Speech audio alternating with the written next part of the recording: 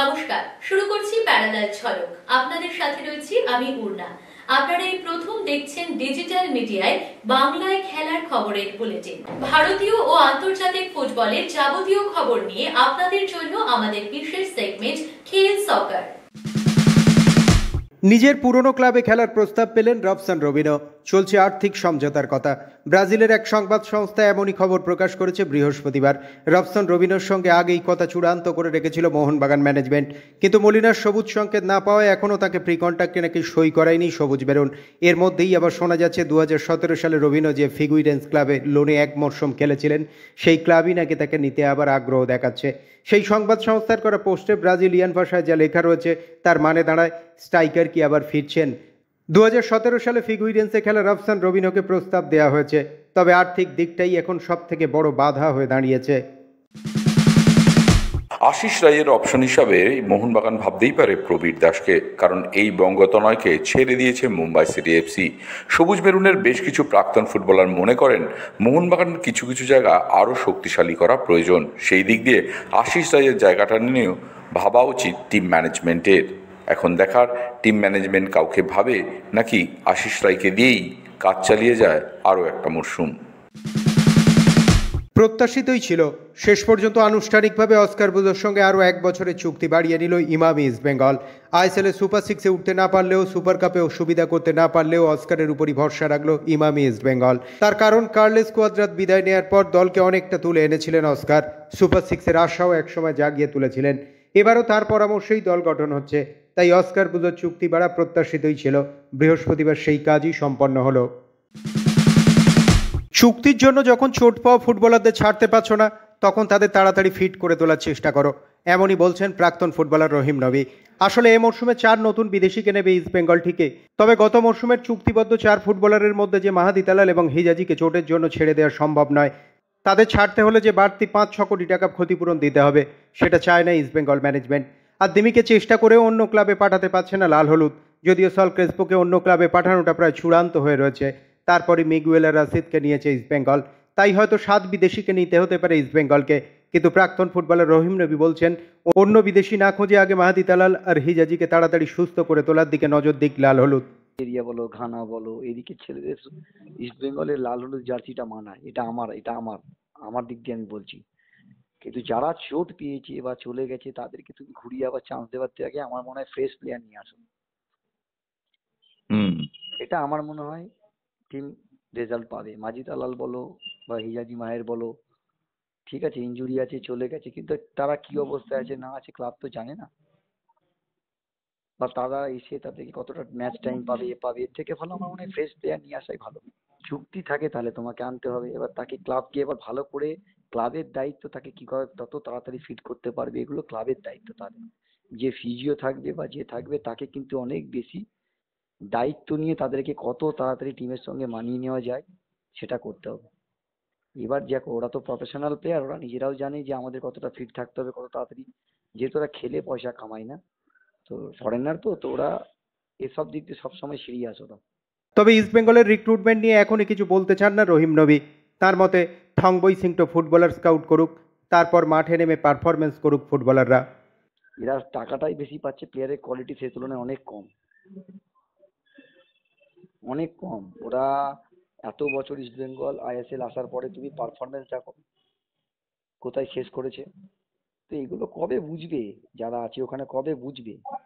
ওখানে যদি এই অময় মতো যে ছেলেটা আছে, অময় না কি নাম আমি জানি না, ও ও আদেও কি প্লেয়ার আনতে পারে আমি তো বুঝতে পারছি না। ওর দিয়ে আনছে কিনা, ও যদি চুজ করে থাকে আমি বলবো একদম ওয়াস্ট। তারপরেও এদেরকে এত বাজে রেজাল্ট হওয়ার পরে ক্লাব রেখে দেয় কিভাবে? এটা কিভাবে রেখে দেয় আমি বুঝে পাই না। যে কোনোদিন ফুটবল খেলেনি সে কি করে জানবে কোন প্লেয়ারটা কেমন? আমি বলতাম না, যেহেতু রেজাল্ট এরকম হচ্ছে বারবার, আর সেই ছেলেটাকে যদি রেখে দেওয়ার পরে তাকে যদি টিমের দায়িত্ব দেওয়া হয়, আমি বলবো এটা বোকামি ছাড়া কিছু না। দেখতে হবে প্লেয়ার গুলো কেমন আসছে কেমন আনছে।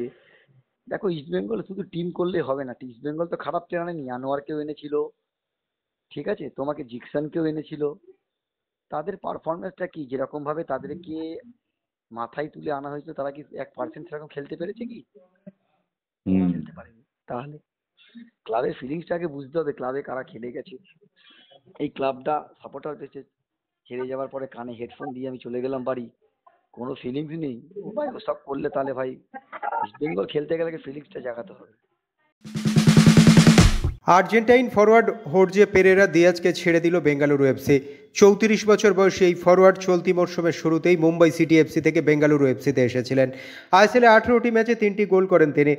তবে নতুন দলে মুম্বাই সিটি এফসির ফর্মে তাকে দেখা যায়নি, ফলে এক মরশুমের চুক্তি শেষে তাকে ছেড়ে দেওয়ারই সিদ্ধান্ত নিল বেঙ্গালুরু। দল বদলে ঢেলে দল সাজাচ্ছে মুম্বাই সিটি এফসি। এখনো পর্যন্ত 12 জন ফুটবলারকে ছেড়ে দিয়েছে তারা, যার মধ্যে রয়েছে বেশ কিছু বড় নামও। মুম্বাই সিটি এফসি সরকারিভাবে ধন্যবাদ জানিয়েছে Nicolas Kerley's, Sahil Panwar, van Nip, Mounjaro, Hardik Bhatt, Amay রানওয়াডে, বিশাল June, Daniel Hitesh Sharma, Thaer korma, Jayesh রানে আর লোনে খেলা প্রবীর দাসকে। তবে মুম্বাই কিন্তু এ মরশুমে স্বদেশি ফুটবলারে খুব একটা বড় নামের জন্য ঝাঁপাতে চাইছে না। শোনা যাচ্ছে তাদের রিজার্ভ দল আর একাডেমি থেকে বেশ কিছু প্রতিভাবান ফুটবলার নিয়েই দল গোছাচ্ছে তারা। তবে এত ফুটবলার ছাড়লেও মেহতাব সিংকে কিন্তু ছাড়তে নারাজ মুম্বাই ম্যানেজমেন্ট। দল বদলের বাজারে মোহনবাগান, ইস্ট বেঙ্গল তাদের জন্য মরিয়া হয়ে ঝাঁপালেও মেহতাবকে রেখে দিতে দৃঢ় প্রতিজ্ঞ নাকি মুম্বাই সিটি এফসি। শক্তিশালী দল তৈরি করে এই মরশুমের ব্যর্থতা কাটাতে নতুনভাবে দল তৈরির প্রস্তুতি হায়দ্রাবাদ এফসির। গত মরশুমের বেশ কয়েকজন ফুটবলারকেই ছেড়ে দেওয়ার পরিকল্পনা ক্লাবের। আন্দ্রে আলবাকে রেখে দিতে চায় ক্লাবটি। গত মরশুমে 20টি ম্যাচ খেলেছিলেন এই ব্রাজিলিয়ান মিডফিল্ডার, যার মধ্যে 3টি গোলের পাশাপাশি একটি অ্যাসিস্টও ছিল এই ফুটবলারের। ফিফা ফ্রেন্ডলি ম্যাচ খেলতে বৃহস্পতিবার ভোর রাতেই ব্যাংকক পৌঁছে গেল ভারতীয় দল। আগামী 4 জুন থাইল্যান্ডের বিরুদ্ধে প্রস্তুতি ম্যাচ খেলবে ভারত, যাদের র্যাঙ্কিংয়ের নিরিখে এগিয়ে আছে ভারতের থেকে। এরপরেই হংকংয়ের বিরুদ্ধে এশিয়ান কাপের যোগ্যতা অর্জন পর্বের ম্যাচ খেলতে উড়ে যাবে ব্লু টাইগার্সরা। 10 জুন হংকংয়ের বিরুদ্ধে খেলবে সুনীল ছেত্রীরা। সেখানেও কোচ মানেলো মার্কোয়েজকে মুখোমুখি হতে হবে আরেক আইএসএল কোচ অ্যাশলে ওয়েস্টউডের। সুনীল ছেত্রীর অবসর ভেঙে আবার জাতীয় দলে ফেরায় হতাশ প্রাক্তন জাতীয় ফুটবলার ও পুরুষদের জাতীয় দলের সহকারী কোচ ভেঙ্কটেশ। বর্তমানে এফসি মাদ্রাজের টেকনিক্যাল ডিরেক্টর ভেঙ্কটেশ শুক্রবার এক সাংবাদিক বৈঠকে ছেত্রীর ফিরে আসা প্রসঙ্গে বলেছেন, 20 বছর আগে আমি কিন্তু এক জাতীয় ফুটবলারকে অনুরোধ করেছিলাম জাতীয় দল থেকে অবসর নিতে, যাতে সুনীলের মতো তরুণ ফুটবলাররা উঠে আসে। আজ কিন্তু সুনীলের অবসর ভেঙে জাতীয় দলে ফেরাটা ভারতীয় ফুটবলের জন্য হতাশাজনক একটা বিজ্ঞাপন। বিশ্ব ফুটবলকে আমরা বার্তা দিচ্ছি যে আমাদের প্রতিভাবান ফুটবলারের অভাব আছে। সুনীল হয়তো এই বয়সে 1টা বা 2টো ম্যাচ খেলবে, কিন্তু প্রতিভাবান কোনো স্ট্রাইকার আগামী 10 বছরের জন্য জাতীয় দলের সম্পদ হতে পারে। এএফসি অনূর্ধ্ব 23 এশিয়ান কাপের যোগ্যতা অর্জন পর্বে বেশ কঠিন গ্রুপে পড়ল ভারত। গ্রুপ এইচে ভারতের সঙ্গে রয়েছে কাতার, বাহরিন ও ব্রুনেই। 44টি দলকে সমানভাবে মোট 11টি গ্রুপে ভাগ করা হয়েছে। প্রত্যেক গ্রুপের সেরা দল এবং সেরা 4 গ্রুপের রানার্স দল পরের বছরের আয়োজক দল সৌদি আরবের সঙ্গে যোগ দেবে। সেখানে মোট 16টি দল অনূর্ধ্ব 23 এশিয়ান কাপে খেলবে। যোগ্যতা অর্জন পর্বের খেলাগুলি অনুষ্ঠিত হবে আগামী 1 থেকে 9 সেপ্টেম্বর। এই প্রতিযোগিতার জন্য এখন থেকেই প্রস্তুতি শুরু করে দিচ্ছে ভারতীয় দল। আগামী 1 জুন থেকে কলকাতায় নওসাদ মুসার তত্ত্বাবধানে 15 দিনের অনুশীলন শিবির করবে ভারতীয় দল। তারপর তাজিকিস্তানের দুশানবেতে গিয়ে 18 জুন তাজিকিস্তান ও 21 জুন কিরগিজস্তানের বিরুদ্ধে 2টি অনূর্ধ্ব 23 আন্তর্জাতিক প্রীতি ম্যাচ খেলবে ভারতীয় দল। শেষ পর্যন্ত স্পোর্টিং ক্লাব বেঙ্গালুরুকে যদি অবনমন করা হয় 2024-25 আই লিগ থেকে, তাহলে ইন্টারকাশির মতো sporting club Bengaluru court of arbitration for স্পোর্টসের বা ক্যাশ আদালতের দ্বারস্থ হতে পারে। সর্বভারতীয় ফুটবল ফেডারেশনের অ্যাপিল কমিটি বুধবার আই লিগের অবনমনের আওতায় থাকা 2 দল এসসি বেঙ্গালুরু আর দিল্লি এফসিকে অবনমন করা নিয়ে স্থগিতাদেশ দিয়েছে। 30 মে শুক্রবার পরবর্তী মিটিং। এসসি বেঙ্গালুরু সিও কিশোর রেড্ডি বুধবার বেঙ্গালুরু থেকে ফোনে প্যারালাল স্পোর্টসকে জানালেন, অন্যায়ভাবে তাদের যদি আই লিগ থেকে অবনমন করিয়ে দেওয়া হয় তাহলে তারাও ক্যাশের কাছে বিচার চাইতে যাবে। Firstly, I don't think so we will be relegated. Like, you know that the rules are very clear, right? At least the case which we are fighting. there is already another club which is fighting on the same on the same matter, and they've gone all the way to CAS. At CAS, we cannot simply try to sideline with the facts. Right? They go by the facts, they go by the rules, and they go by the regulations. And it's written very clearly in the regulations that if a player is ineligible, you don't make him play. If you make him play, then you will be penalized with 3 points and 3 goals. So we will move to CAS. SC Bengaluru প্রথমে আবেদন জানিয়েছিল ফেডারেশনের শৃঙ্খলা রক্ষা কমিটিতে। কিশোর বিস্মিত সেই কমিটির রায়। শৃঙ্খলা রক্ষা কমিটি নামধারীকে শুধু সতর্ক করে বলেছে ভবিষ্যতে তারা যেন এরকম ঘটনা না ঘটায়। He should be missing the next game based on the yellow cards or red cards what he's received. So they have given that. The petition committee, the disciplinary committee has also said that they have just giving a warning to both to Namdari that this should not be repeated in future, and they are also told AFF to do their work diligently. But I don't understand how can they do that, because if someone commits a mistake, then they should be punished, and that is where there are rules and regulations placed for them. Correct? So yeah, just giving Lamine ইয়ামালের সঙ্গে 2031 পর্যন্ত চুক্তি বাড়িয়ে নিল Barcelona. বেইন sports জানাচ্ছে, নতুন চুক্তি অনুযায়ী ইয়ামালের প্রতি মরশুমে রোজগার হবে 17 মিলিয়ন মার্কিন ডলার, মানে ভারতীয় মুদ্রায় 142 কোটি টাকা। মরশুমের শেষে অঙ্কটা বেড়ে 23 মিলিয়ন মার্কিন ডলার হতে পারে, কারণ পারফরমেন্স বোনাস আছে। আর ইয়ামালের যা সাম্প্রতিক পারফরমেন্স, তাতে স্পেনের সংবাদ মাধ্যম বলছে ইয়ামালের রোজগারটা পারফরমেন্স বোনাস নিয়েই ধরতে হবে। প্রীতি ম্যাচেও হারছে ম্যানচেস্টার ইউনাইটেড। বুধবার মালয়েশিয়ার বুকিত জালিল স্টেডিয়ামে তারা এশিয়ান অলস্টারের বিরুদ্ধে 1 গোলে হেরে গেল। মায়ানমারের জাতীয় দলের অধিনায়ক মংমং লুইং একমাত্র গোলটি করলেন। ম্যাচের শেষে গ্যালারিতে থাকা ম্যান ইউ সমর্থকদের বিদ্রূপে ফুটবলারদের মাঠ ছাড়তে হয়। কোচ রুবেন আমরিম বলেছেন, আমাদের এখন এটাই প্রাপ্য। কনফারেন্স লিগ জিতল চেলসি। বুধবার রিয়াল বেটিসের বিরুদ্ধে তারা 4-1 গোলে ফাইনালে জিতল। এই টুর্নামেন্ট জিতে তারা আগামী মরশুমে চ্যাম্পিয়ন্স লিগ খেলার যোগ্যতা অর্জন করল। কোচ বলেছেন, সেটাই সবথেকে বড় প্রাপ্তি। বিশ্বজুড়ে 22 গজে নানান রকম খবর। ক্রিকেটের সেই সমস্ত খবর নিয়ে আমাদের বিশেষ সেগমেন্ট লীগ ছক্কা।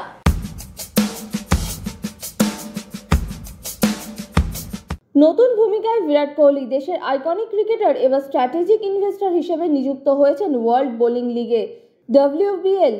WBL তাকে কৌশলগত পরামর্শদাতা হিসেবে ঘোষণা করেছে। পেশাদার এই লিগের প্রথম বছর থেকেই যুক্ত হচ্ছেন বিরাট। কোহলির জনপ্রিয়তাকে কাজে লাগাতেই তাকে এই WBL-এ যুক্ত করা হয়েছে। ইংল্যান্ডগামী ভারতীয় দলে জায়গা হয়নি শ্রেয়াস আইয়ারের। তা নিয়ে আলোচনা যেমন আছে, তেমনি উঠেছে কিছু প্রশ্ন। এই পরিস্থিতিতে শ্রেয়াসের বাদ পড়া নিয়ে প্রথমবার মুখ খুললেন জাতীয় দলের কোচ গৌতম গম্ভীর। তিনি জানিয়ে দিলেন, তিনি নির্বাচক নন, এটা নির্বাচকদের ব্যাপার। পাশাপাশি IPL ক্লোজিং সিরিমনিতে ভারতীয় সেনাবাহিনীকে সম্মান জানানোর যে উদ্যোগ BCCI নিয়েছে, তাকে দারুণভাবে স্বাগত জানিয়েছেন গম্ভীর। অপারেশন সিঁদুরের জন্য সেনাবাহিনীকে সম্মান জানাবে BCCI। গম্ভীর বলেন, আমরা অনেক সময় বোর্ডের সমালোচনা করি, কিন্তু এই উদ্যোগটা সত্যিই অবিশ্বাস্য। বিরাট কোহলির অবসরের পর অনেকের মনে প্রশ্ন উঠে এসেছে, কেন এত তাড়াতাড়ি, কেন এভাবে হঠাৎ অবসর কোহলির? এমনকি শিশু মনেও উঠেছে সেই প্রশ্ন। সে কথাই জানালেন হরভজন সিং। বাজি জানান, এই নিয়ে কোহলির সঙ্গে নাকি কথাও বলেছেন তার ছোট্ট মেয়ে। হিনারা ভাজ্জিকে প্রশ্ন করে, পাপা, বিরাট কোহলি কেন অবসর নিল? আমি কোহলিকে মেসেজ করতে চাই। তারপর ছোট্ট মেয়ে কোহলিকে মেসেজ পাঠায়, আমি হিনারা, তোমাকে বলছি, কেন অবসর নিলে? কোহলি তার জবাবও পাঠিয়েছেন হাসতে হাসতে। লিখেছেন, বেটা, এখনই অবসরের সময়। নিজের সাফল্যের পিছনে 2 মহেন্দ্রের প্রভাবের কথা জানালেন রবীন্দ্র জাদেজা। একজন তার কোচ মহেন্দ্র সিং চৌহান এবং অন্যজন মহেন্দ্র সিং ধোনি। তিনি জানান, শুরুতে জামনগরে মহেন্দ্র সিং চৌহানের কাছেই ট্রেনিং নিতাম, সে কথা মাহি ভাইকেও জানিয়েছিলাম। এই দুজন ছাড়া আর একজনের কথা বলেছেন জাড্ডু। বলেন, টেস্ট ক্রিকেটে জয়ের জন্য কোহলির নিরলস সাধনা তাঁকেও অনেক বেশি ইতিবাচক করে তুলেছে। রয়্যাল চ্যালেঞ্জার্স বেঙ্গালুরুর বিরুদ্ধে কোয়ালিফায়ার 1-এ নামার আগে হতাশার সুর পাঞ্জাব কিংসের দুর্দান্ত সফল পেসার অর্শদীপ সিংয়ের। তার হতাশার কারণ, অনেক পাঞ্জাবি পাঞ্জাব কিংসকে সমর্থন করেন না, অন্য দলকে সমর্থন করেন। পাঞ্জাবিদের উদ্দেশ্যে তিনি বার্তা দেন, আমাদের সমর্থন করার জন্য অনেককে ধন্যবাদ, কিন্তু অনেকেই আমাদের সমর্থন করেন না। তাদের বলছি, আমাদের সমর্থন করুন, নিজের রাজ্যকে সমর্থন করুন, নিজেদের দলকে সমর্থন করুন, আরও বেশি করে মাঠে আসুন। ক্রিকেট মাঠে অসভ্যতা। বাংলাদেশ ও দক্ষিণ আফ্রিকার ইমাজিং দলের ম্যাচে ঘটে গেল অনভিপ্রেত ঘটনা। নিজেদের মধ্যে গন্ডগোলে জড়িয়ে পড়লেন বাংলাদেশের 22 বছরের ব্যাটসম্যান রিপন মণ্ডল এবং দক্ষিণ আফ্রিকার 29 বছরের বোলার তাসপো এন্তোলি। তর্কাতর্কি হতে হতে হাতের ব্যবহারও করেন তারা। এন্তোলি বারবার রিপনের হেলমেট খুলে নিতে চান। গন্ডগোলে জড়িয়ে পড়েন বাকি ক্রিকেটাররাও। মাঠে কোনো শাস্তিমূলক পদক্ষেপ নেওয়া না হলেও আম্পায়াররা বড় শাস্তির জন্য সুপারিশ করেছেন। ফুটবল ক্রিকেটের বাইরেও খেলার দুনিয়ায় রয়েছে আরো নানা রকমের খবর, আর সেই সব খেলার খবর নিয়ে আমাদের বিশেষ সেগমেন্ট উইন প্লে।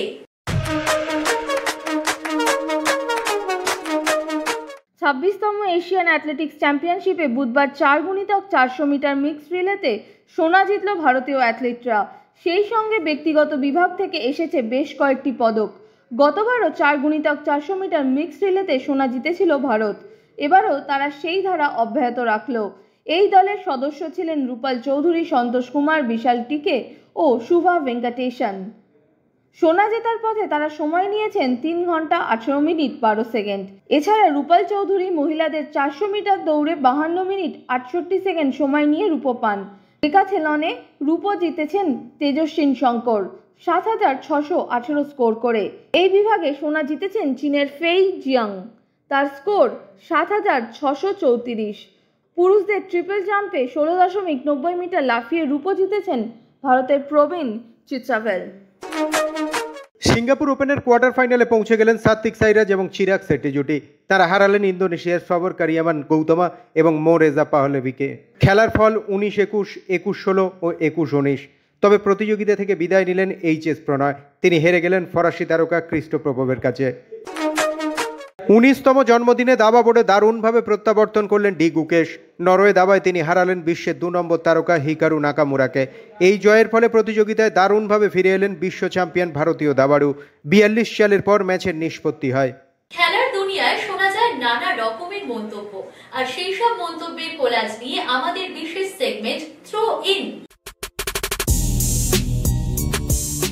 আমি মনে করি দিগ্বেশের নির্বাসনটা বড় কড়া শাস্তি হয়েছে। মহেন্দ্র সিং ধোনি ও বিরাট কোহলি মাঠে বিতর্ক জড়ানোর পরও তাদের নির্বাসন হয়নি, তাই একজন তরুণ ক্রিকেটারকে সুযোগ দেওয়া উচিত ছিল। আমি টেস্ট সহ সব ফরম্যাটেই খেলতে চাই। তুমি যত বেশি সম্ভব ক্রিকেট খেলো এবং অভিজ্ঞ হও, তুমি নিজেই বুঝবে সব ধরনের ক্রিকেটের জন্য কিভাবে তৈরি হতে হয়। তাই যত বেশি ম্যাচ খেলি এবং যত বেশি সম্ভব অনুশীলন করার চেষ্টা করি। চ্যাম্পিয়ন্স লিগে ম্যান ইউ যোগ্যতা অর্জন করতে না পারা আমাদের ভালো পারফরমেন্স করতে সাহায্য করবে, ভালো প্রস্তুতি নিতে সাহায্য করবে, ভবিষ্যতের জন্য কোর গ্রুপকে তৈরি করতে সাহায্য করবে। তাই এটা আমাদের জন্য ভালোই হয়েছে। প্যারালাল ঝলক আজ এ পর্যন্তই। খেলার দুনিয়ার সেরা প্যাকেজ নিয়ে দেখতে থাকুন প্যারালাল ঝলক প্রতিদিন রাত 10টায়।